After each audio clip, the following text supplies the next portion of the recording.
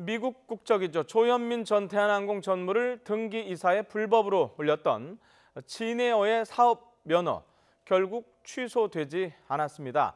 임직원들의 대량 실직 그리고 주주 피해 등 부정적인 영향을 고려한 정부의 결정으로 보입니다. 취재기자 연결해서 역시 자세히 들어보도록 하겠습니다. 강진원 기자. 네, 강진원입니다. 자, 조현민 전 전무의 불법 등기 임원 재직으로 사업권을 뺏길 뻔했던 진에어. 결국 면허 취소 위기를 모면을 했네요. 네, 그렇습니다. 국토교통부는 오늘 대한항공 계열 저비용 항공사죠. 진에어의 사업 면허를 취소하지 않기로 했다고 밝혔습니다. 러시아 국적자를 등기 임원에 불법으로 올린 화물 전용 항공사 에어 인천도 마찬가지입니다. 두 차례의 청문과 한 차례의 간담회 등 이해 관계자들의 의견 청취와 면허 자문 회의 등을 거쳐 이같이 결정했습니다. 미국 국적인 조현민 전 대한항공 전무는 지난 2010년 3월부터 2016년 3월까지 진에어의 등기 임원으로 불법 재직했습니다. 항공법상 사업 면허를 취소할 수 있는 사유입니다. 국가기관산업인 항공업을 보호하기 위해서 외국인은 국적항공사의 등기 임원에 오를 수 없도록 규정돼 있습니다.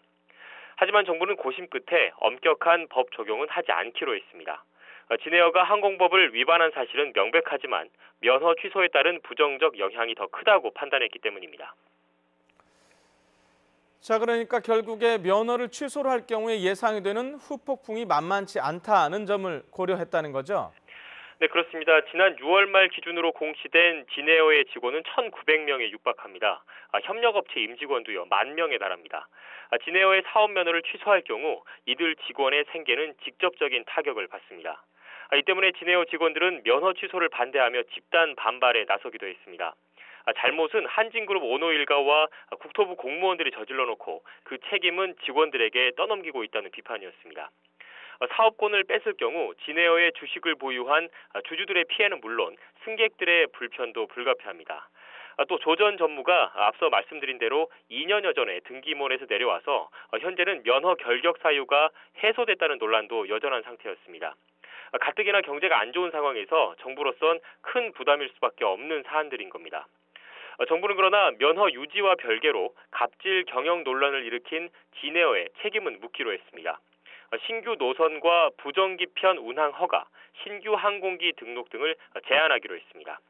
한진그룹 계열사 임원의 진에어 경영 참여 배제, 사회이사의 감독 권한 강화, 부조리와 관련한 내부 신고제 도입 등 경영 문화가 개선됐다고 판단될 때까지 이 같은 제재는 계속할 방침입니다.